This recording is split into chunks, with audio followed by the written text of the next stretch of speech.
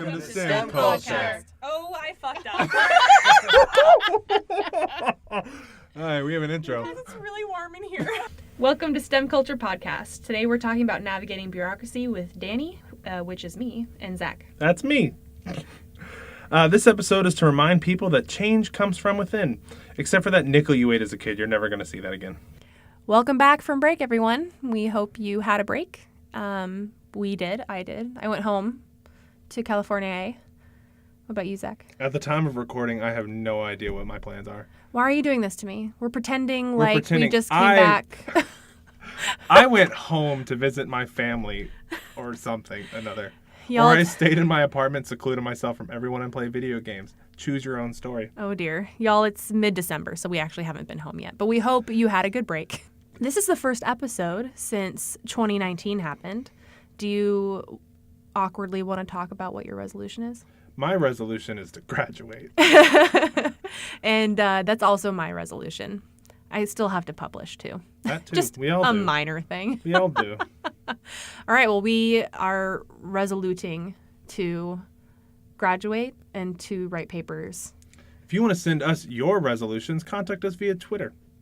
So I want to provide a disclaimer for this episode. We are not experts. This episode is going to discuss navigating bureaucracy from our point of view, but truthfully, there are many, many ways to do this. And what we're going to discuss, this works for us. And we want to hear how you navigate bureaucracy. So you can tag us on Twitter at STEMculture, one word, or you can email us at STEMculturepodcast@gmail.com. Hey. So first, definitions. What is bureaucracy? And bureaucracy is defined by dictionary.com as excessive multiplication of and concentrations of power in administrative bureaus or administrators. Also, bureaucracy is a really hard word to spell, and spell check won't help me. That's how badly I spell it. But I've learned now. I've learned now. So with that definition, we do want to say there's a few kinds of bureaucracies we're not going to get to. They're really going to have their own episodes. So bureaucracy when it comes to accommodations. So like if you have a learning difference or you physically need help with something, that's going to be its own episode. That's really nuanced and will actually come up in our next In STEM episode. There's also going to be Title IX bureaucracy that will also have its own episode. And then also bureaucracy when it comes to your PI, your advisor, your mentor, that will also have its own episode. So we won't really touch on those for this episode specifically. Also, I'm going to say episode like 15 more times. Episode. This episode is brought to you by... No. Episode. Episodes. Okay, so briefly, Zach, in what ways have you navigated bureaucracy? So I work on kind of the professional development end of STEM. And so my job is to make sure that graduate students get the proper training and education they need for whether they're teaching as a first year or teaching as a fifth year, and also those who are graduating and leaving to find a position in industry, government, or academia. So in order to do this, I put together 2 workshops with the help of multiple people. I won't mention their names because there's a lot. And so in order to do this, though, I had to work together, send a bunch of emails, get everyone coordinated, and try to get them all to agree to say, hey, we do need this. We need to get this accomplished one way or another. And it just takes time and effort to do that. And so that's working with multiple departments, including maybe for one training, we did all first years in the graduate school in STEM. That's 6 departments, all in a single building. And we had to work to get them all to agree and go, hey, yeah, we'll meet you on that day. It's going to be a half-day workshop. Let's get it over. And then others are for students graduating and going to a lecture position.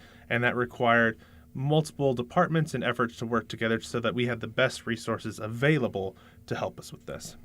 Nice. How have you done? How have you navigated bureaucracy in the past?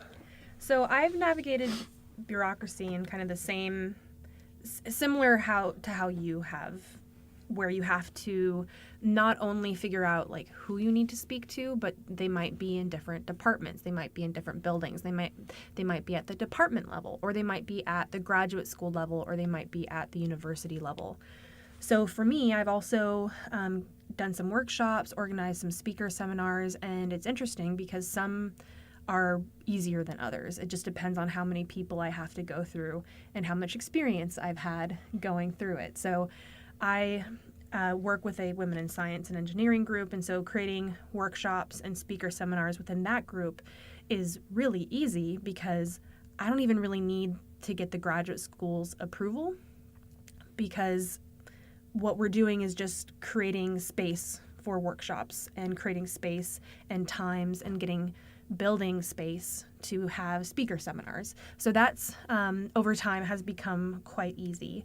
But then starting organizations, which I have helped start a couple, that takes a lot more organization. And then sometimes, depending on what kind of organization we're trying to start, if it's at the departmental level versus at the graduate school level, that makes them easier or harder. P.S. It's harder at the department level. Really? I didn't expect that. I figured Yeah. going higher up a tier would take more time. Yeah, no, it definitely took much more time to get it started in our department, which I'll talk about a little bit more later, which is kind of bizarre. So, how do you get involved in bureaucracy but still get your research done? So that's a really tough one, and I didn't get involved in bureaucracy until after my first full year, and actually through my first semester of my second year. So a full year and a half into my PhD, and I hadn't gotten involved in anything yet. And when I started getting involved, it was because I really felt strongly about getting involved and wanting to do these things. So especially when creating our own science communication organization, that took a lot of time to get off the ground and get started. But for me, it was really worth it. So I ended up actually putting more hours. Let's see. So I would do my PhD things, so do my research stuff, and then I would work extra hours on these other endeavors. So the question that I ask myself is everything I'm doing now something I have to do? And the answer, of course, is no. I don't have to be doing everything that I'm doing now, but do I still want to do everything I'm doing? And if the answer is yes, then I keep doing it. But if I do need help, and this is something I've really learned the past year, is that if I need help, I need to learn to ask for it. And because these organizations I've started with other people and now other people are involved, if I need help, if I need a week's grace in anything, I have people to ask and help me in that. What about you, Zach? So for me, there's kind of what I call the scheduling triangle, and this is a really bad example, and you shouldn't do this. You consider yourself more important, but I've always used it, which is there are 3 points to a triangle. Of those points, it is sleep, extracurriculars, and research. You can only choose 2, though. So which do you pick that day, that week, however you're doing it? I normally just kind of drop sleep to the wayside because I love caffeine so much. And I like that jitteriness. I'm almost to the point where I could jitter through solid objects, but I haven't reached it yet. But what I've done is I'll look at scheduling and a lot of emails. That's how I function for all of this, as I mentioned earlier. Scheduling is, okay, I have a calendar. I don't even make decisions without looking at my phone anymore. If somebody says, hey, can you do this? I'll be like, calendar's full, can't make it, sorry. Or, yeah, I have a slot open. But when it comes to actual like scheduling and working on this, I will say, okay, well, I've got to do this research today during these hours when everyone's in the building and I have time to do it. Or I'll do kind of, I wouldn't say busy work, but I'll work on kind of side projects during the day because I know every now and then I might be interrupted by someone else asking me a question or needing help on something. And then at night when it's really quiet in my office or lab space, I get everything else I need to get done. And then I kind of fluctuate in my hours of when I start for the day. So if I'm working really late at night, I might not start at 8 o'clock in the morning the next day. I'll start at 10 or 11 whenever I can get in and wake myself up. But it all comes to mainly keeping a schedule together. And if you feel that you're overbooked, then you need to start dropping something behind. Like Janie always asks, is this something that I need to be doing right now? And if it's not something that's absolutely required in your time, drop it and come back to it later. Yeah, remember your best friend is the word no, and I need help. So I guess that's more words than just one. Yeah. Your best friend, or your best friend, the Best phrase is no, and Danny can attest to this. I don't know that word very well. Zach's bad at it. I'm real bad at it. I think it's genetic. So it's just a lot of, oh, yeah, I can help you with that. And then a lot of internal screaming of a voice going, no! So you just got to be really good at time management. I know that when I started in grad school, I was kind of given the expectation of like, you don't have like a part-time or full-time job. You're expected to be researching, teaching, and working 60 hours a week. That does include the weekend. However, you might be spending maybe 16 hours one night in a lab, and then the next day you're only in the office for 4 hours because you're catching up on sleep or just taking time to yourself to write in a quiet location.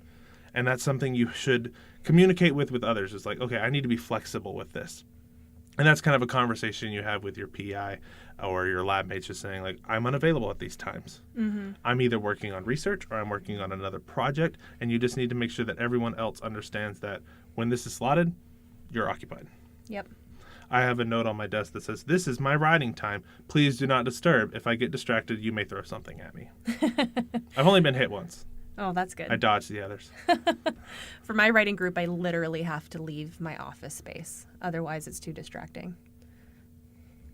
You should do that too. I'm not going to make a comment on that because I know. was in that writing group for like 2 weeks and then I just get distracted. Yeah, Zach doesn't. Well, it's also in the morning and you didn't do mornings. Oh, I hate mornings so much. I don't like seeing the sun rise. I like it to be setting when I'm conscious. Yeah, you're or the at least night owl. right above me. Yep.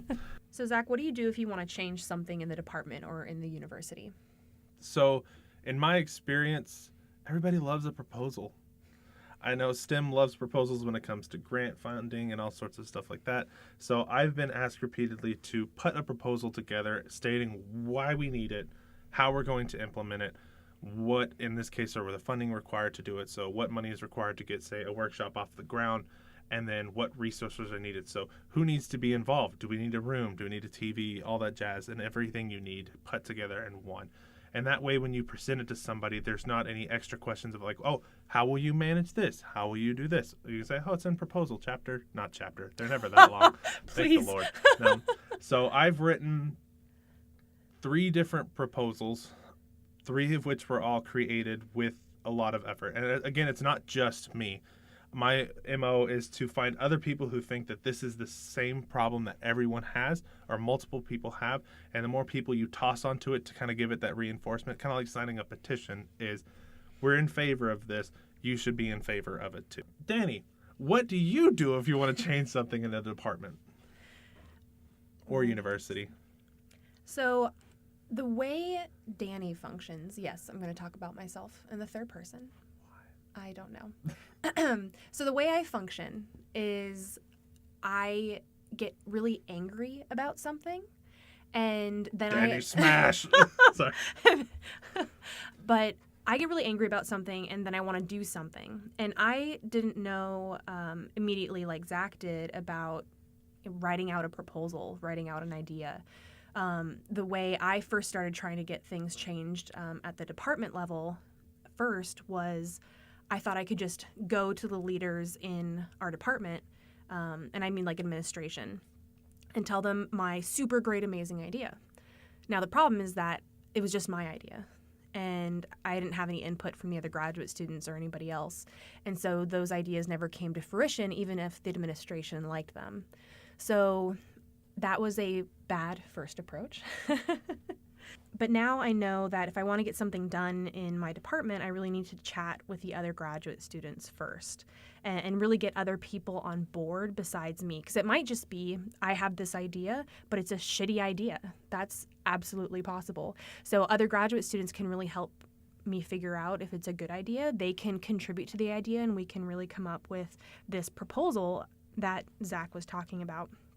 At that point, once we have a proposal, you might want to get some other people besides graduate students on board. And so this is when you can bring faculty on board or somebody in the administration and see if they like your idea.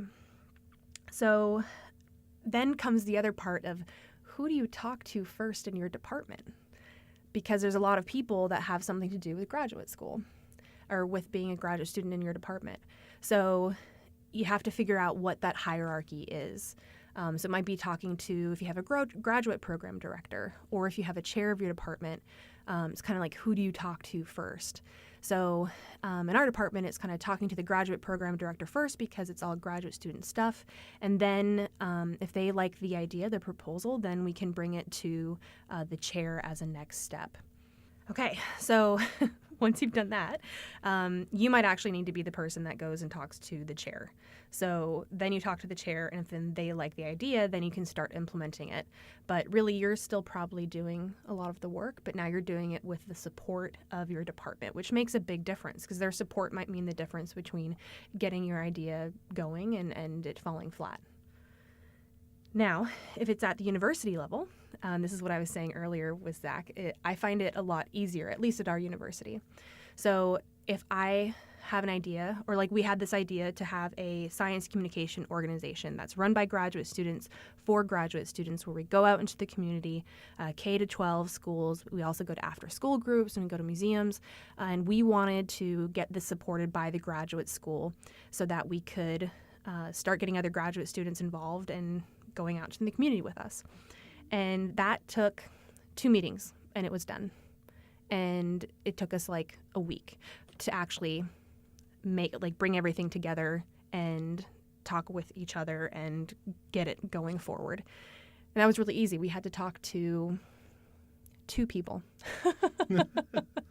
which was amazing. And so that's perhaps the quirks of our university, but that made it really easy to get that going. So for that, I'm wondering, how many people did you have already behind you for that? Did you approach it as just you, or did you have a group of graduate students or others who, and maybe even a faculty member already who were like, I'm in support of this, let's move it forward? Yeah, so this idea was really brought up probably most publicly by Kaylee, who's also on the podcast. And she had actually posted on Facebook about it to see if there are other graduate students that were interested in joining her in this endeavor. And so myself, our friend Ankin, and our friend Jansu joined us in that endeavor. And the 4 of us came up with kind of how we were going to organize this, what we had based this program off of, and when we actually met with somebody first, it was our graduate program director because we were all in the same department just by accident. And so he was kind of like, well, this sounds like a great idea, but I am just in the biology department. And if you want this to be broad to all graduate students or maybe all STEM graduate students, then you probably need to bring it to the graduate school. And so we did. And so we had a meeting with the graduate school and we told them what we wanted to do and if we could be kind of housed within the graduate school, because we did not want to be a student organization because that's a lot harder. There's a little bit more regulation that comes with that. Yes. And you might fall under maybe a different department or director for that. And so it's better to try to umbrella yourself where you're more easily accessible, especially if you're going to be kind of not necessarily a club, but an organization. Yeah, and so this gave us a lot more freedom to be within the graduate school itself. And really, by the end of the meeting, the question was, okay, well, what are you asking from the graduate school? And all we were asking for was their blessing. At that point, we weren't asking for any money, but all we were asking for was legitimacy. So we wanted to be able to say that our university's graduate school supports our endeavors, and that ended up making it much easier to get partners down the road, like schools that wanted us to come and join them. Of course, it's been a year and a half since we started the organization, and now we're kind of going back and asking for more stuff, but now we have the stats behind what we're doing for them to actually want to give us more besides just legitimacy and one little website page. Yes, and that's what you just mentioned there is stats, and those are very important. Those are very important when you're dealing with a larger organization or department on your campus. They want statistical information to show that what you're proposing is worth it, or to show that what you're trying to fix is an actual problem. Mm-hmm. So if you can go in and say, hey, I had an event this semester hosted by my department that went really well. I think this would be very beneficial for the entire university or maybe all of the STEM students. How do we get that pushed forward? Mm-hmm. And as long as you can say, here's some of the feedback we got. So say you're working kind of with a small organization that's maybe science communication. If you have a bunch of students there, I know this sounds slightly annoying, but have some paperwork regarding feedback. Maybe you have a pre-survey and a post-survey. That can be digital, however you want to set it up, or that could be a handout. And as long as you come up with this and start talking to those faculty staff members, you can say, hey, this is what we are looking at. This is the information we've collected. People are interested. The other question I had is, it seems that I don't know if I'm antisocial. It might just be that I work in a lot of different departments, but I don't see like a large communication venue for a lot of students, or it might exist, but I'm just not part of it. And it made it sound like I posted this on Facebook to start to talk to all the bio students. How did y'all set that up? Did you just kind of say, oh, it's available and invite everyone in the department? Or was that kind of a channel already available when you got here? Do you mean in terms of how we started the organization? Yes, because it said like it was posted on Facebook. Yeah. Is anybody interested? Was that an already available resource, or did you set that up as well? Okay. Yeah, so that was an already available resource. Our university has I think it's a Facebook group that is just called University Graduate Students for our university in particular. So that's where Kaylee posted for the first time, but it's pretty telling that the only people that answered her were people that knew her already, so other biology students. And what was really hard in the beginning, our first semester and even our second semester, we really only had graduate students from the biology department that were interested in being part of the group. And only after we had stats and could actually show how successful we were and also broaden our message to these other departments, and also they were getting used to hearing from us at this time, then we started getting a lot more people interested, especially when we could start telling them, hey, as a graduate student, you can be part of the science communication organization. You can volunteer your time, which of course graduate students here volunteer your time and start running away. But then we say stuff like, hey, have you ever written a grant? Have you ever had to write out the broader impact statement for your grant? Guess what? This science communication organization absolutely fits within that. And so now that we're getting that message out, now we have representative members from every science department in our building, which is 6, plus some in business and entrepreneurship, as well as a mathematician. So we're getting there. And you want to have those broader impact statements, and that's something that you as a graduate student can respect and appreciate, as well as your department, your PI, and the university as its whole. Because a lot of these large funding organizations look for that, as in, how are we reaching out? How are we going to get this message and information across to the general public? And that is a great way to promote your organization. If you can find a way to work that into what you're trying to start, that is the great foundation to lay it on top of. Yeah, because then it's not just graduate students that are interested in science communication and doing science communication, but it broadens it to graduate students who are trying to write grants for broader impacts. And then not only is there a drive from the graduate students to join the organization, but their advisors might actually be pushing them to join as well. Or, well, maybe not pushing, but suggesting. Yes. Heavily. Heavily suggesting. Please join. Here are our top tips and tricks for dealing with bureaucracy. So our first one is don't reinvent the wheel, which also means do your research. So there might be other organizations that are already doing something about the topic you're interested in. So some graduate schools actually have graduate student associations or societies. So you may be able to join that and do some good from within. Or you can ask them for help in planning an event that you would like to plan. And you can find their website and read about them and save yourself a ton of work. The next step would be to work as a team. This is not a single person's effort. If you're trying to change the world, you cannot do it alone. So with that, you should always ask for help when you need it, particularly with those who have experience. And that's, again, going back to not reinventing the wheel. You should always ask for help if it's absolutely necessary, or even if it's not, because there's always someone who's going to have more experience than you. Yeah, and then when you ask for help because you have suddenly a pressing research project, you have this team that you can ask their help and you can get your research done, and then you can jump back into it when you can. It's also important to see if you can get faculty staff on board with you. If you have an idea that you think someone higher up would approve, then you want to have, again, that support that you need to get it passed up the ranks.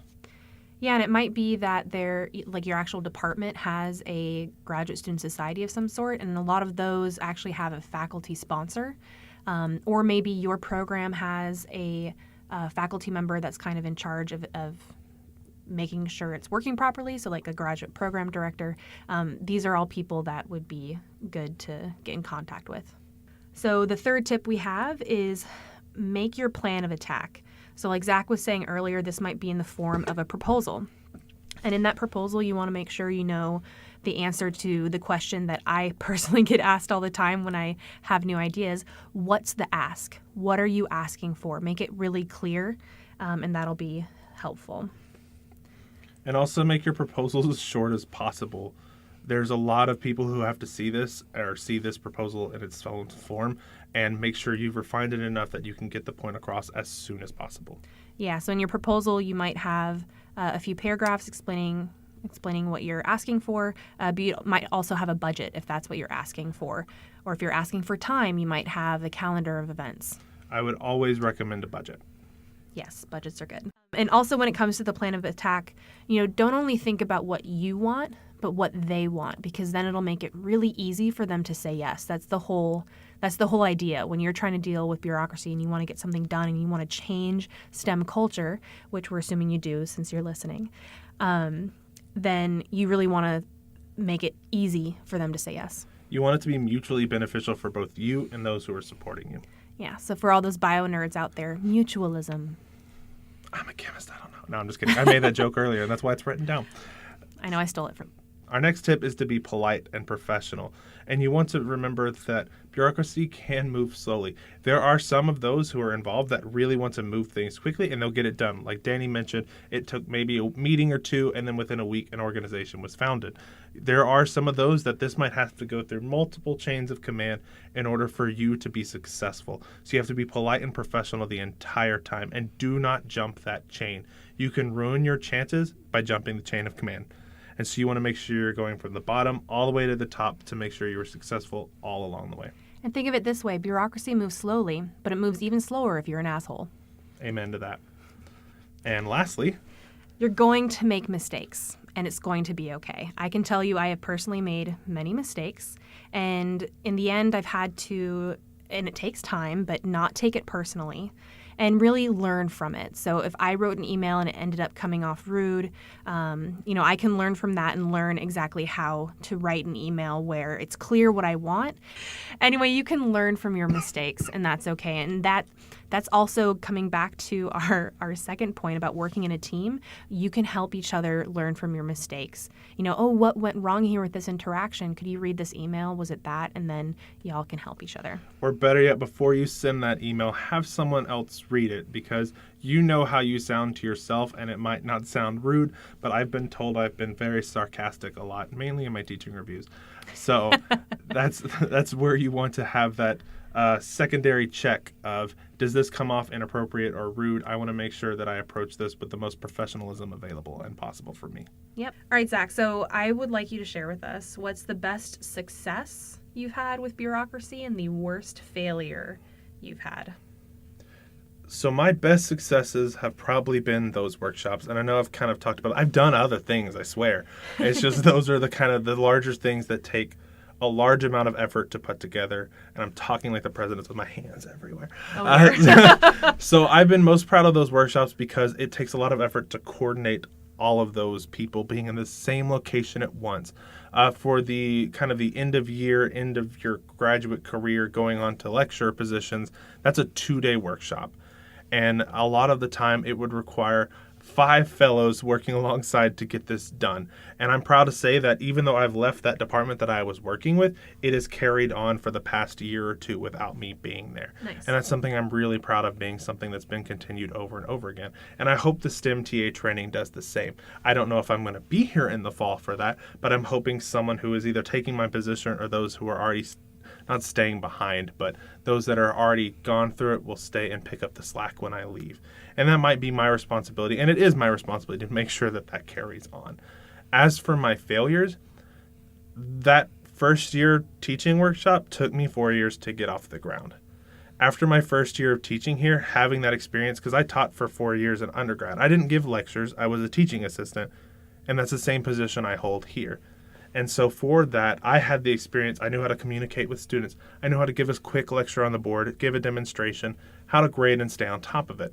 But everybody else coming in, or a lot of people coming in, had no idea how to do that. And to fix that, I wanted to do this workshop. One of the benefits was that my own department asked me to do this teaching training a year prior to this workshop taking place. However, I wanted to have that broader impact of everyone needs this training. It just took me so long to get it off the ground. And a lot of that had to do with timing, and we'll kind of discuss that in a moment. But what have been your biggest successes and failures? All right, so my best success, we just got confirmation today that it worked. But for our science communication organization, we were putting so much time into it. And there's 3 of the co-founders have put in this time, so much time. We calculated it since the inception, and it's almost 600 hours of time that we've put into this organization, the 3 of us combined. And I honestly was kind of desperate for some extra cash because I don't have a roommate this semester. And I thought, is there any way we could make these a paying position? Because there is a lot of extra work the 3 co-founders do in order to keep this organization moving forward and growing. Maybe there's a way to make these paying positions so that this organization continues after we leave. So we actually targeted 3 different organizations within our university, or maybe not organizations, departments, and not necessarily like a biology department, but other departments within the university as a whole. And we sent them letters saying, hey, we've worked almost 600 hours. We're doing this thing that specifically answers your mission statement saying that you want to support this. We should meet and talk about helping fund our organization.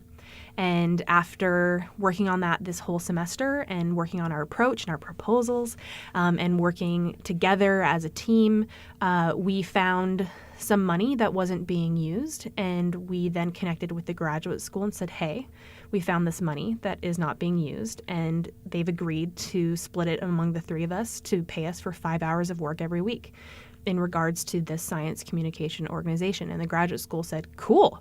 That's awesome. Obviously, they love it because they don't have to put out money for it. But then we were like, wait. There's more. Wait, we would also like you to look at this budget and fund this budget every year. And they said yes to that too. So that has been by far the greatest success. As for the failure, really the worst failures are either no answer or just no, not interested. But I will give something a little bit more specific to that.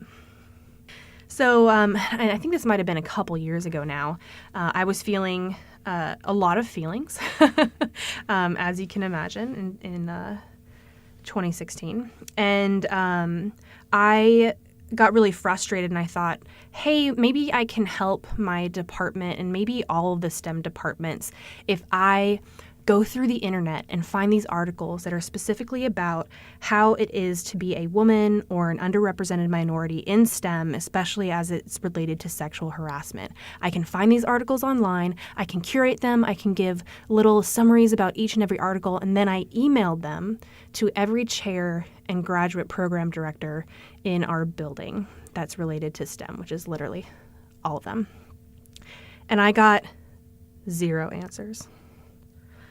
That was very disheartening. Oh, actually, I lied. I got 1 answer that was a thank you. But the person that answered, I know, the person that answered and said thank you, I actually knew them, but none of the other chairs and graduate program directors responded because they don't know me. And what are they supposed to do with that information? I had said in my email, oh, well, maybe you guys can share this with your faculty and staff.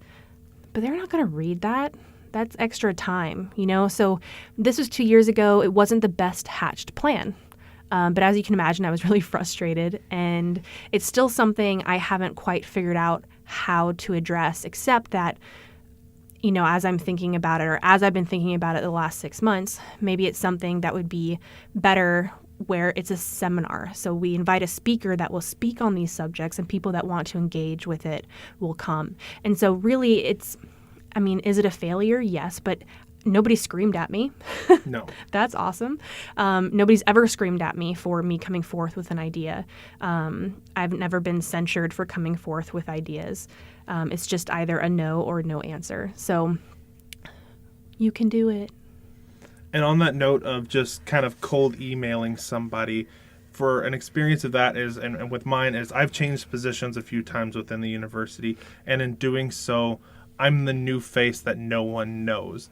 And in order for people to really start working with me, I have to be introduced by somebody who knows everybody else.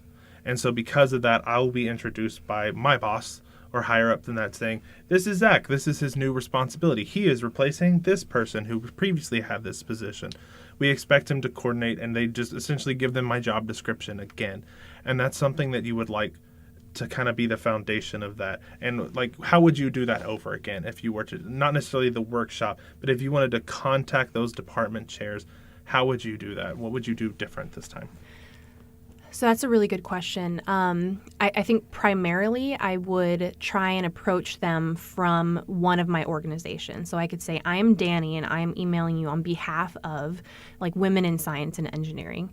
And we want to know if you would be interested in meeting with us, probably on a one-to-one meeting where we can discuss this and see if they're interested in coming to, let's say I did want to do like a seminar speaker.